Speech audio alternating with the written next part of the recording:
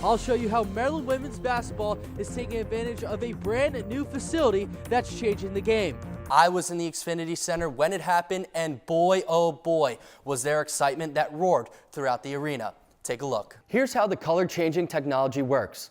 When a player's internal temperature reaches around 102 degrees, which is the temperature of this water, the guard changes from black to white.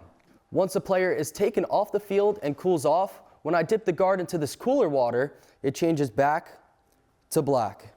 Now, these are all fixable mistakes, but they must happen now in order to keep the bowl chances alive. But where I think that this game is going to be won is in the trenches. You got two of the top three pass rushes in the Big Ten going at each other, and a Maryland offensive line that has only allowed 3 sacks this season. At the start of the season, if I told you that the Commanders would be 7-3 through 10 games, you would have called me crazy. The Great Eight, Alex Ovechkin, has etched his name into the record books yet again, becoming the first player in NHL history to score 900 goals. Now, I know we still got the rest of this season, but taking a look ahead, Buzz Williams is bringing in a top 10 recruiting class. So when I first walked in here, I was just like, oh my goodness, this gets to be my home for the next 4 years here. That home is the brand new Basketball Performance Center, a facility solely dedicated to the men's and women's basketball programs.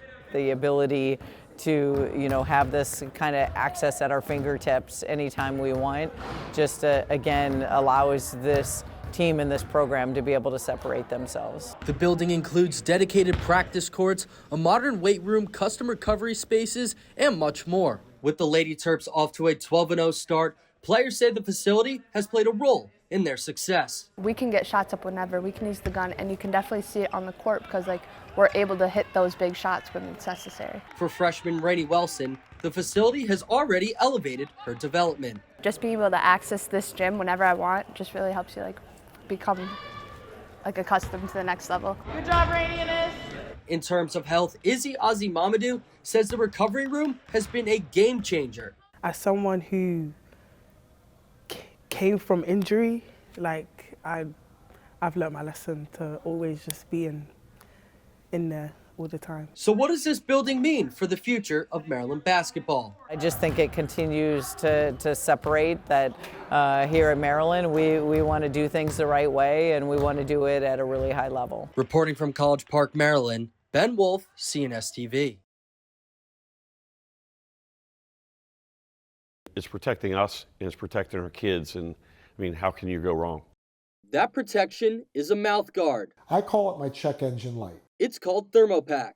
Yes, it protects the teeth and jaw, but it can also save a life. How? By letting players and coaches know when an athlete begins to overheat. It's not a thermometer. It's not meant to diagnose. It's just a way for a coach, another athlete, a parent, a trainer to just look at you and say, you know what? Let's sit you down, cool you off, and get you back on before it becomes an issue. Here's how the color-changing technology works. When a player's internal temperature reaches around 102 degrees, which is the temperature of this water, the guard changes from black to white. Once a player is taken off the field and cools off, when I dip the guard into this cooler water, it changes back to black. Dr. George Garbus, a dentist and longtime youth coach, was never satisfied with the way traditional mouth guards were made. The Biokinetics Ballistics Lab in Canada tested it, confirming the guard is 50% stronger than some traditional ones. But more important, its ability to detect overheating is new, something Garbus says is urgently needed. He was inspired to create it following the death of University of Maryland offensive lineman Jordan McNair. McNair's father says he is thankful. I can really feel, his genuineness in regards to, what it was he was trying to do. The technology is especially effective during those grueling summer workouts when heat illness is a real threat. The National Center for Catastrophic Sports Injuries says 40 high school players have died from heat stroke over the last 20 years. We train all summer long, but it's completely a guessing game when, you're dealing with heat. For this to give us that precautionary warning, it's unbelievable. And for the couple times that we've had to pull kids from the field, who knows what would have happened if we didn't. Coaches and players love the product, but there was still a roadblock. There was no parent education. All I ever did as a parent was sit in the stands as a passive observer. That was it. If a cold water tub or AD machine had fell out the sky and hit me in the head while I was sitting in the stands, I would have never known what it was.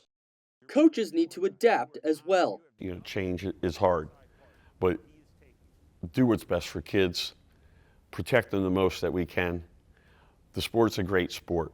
Let's make sure we take care of the sport and continue to provide the safest environment that we possibly can. For Dr. Garbus, this has been a labor of love. There have been weak moments where I'm like, I'm done. This is just taking up so much time. But I'm always reminded of Jordan McNair and who he was and why he inspired me. And why he thinks his work is far from done. We can never get rid of concussions in contact sports. But every single death that has been related to heat could have been prevented. Reporting from Columbia, Maryland, Ben Wolf, CNS TV.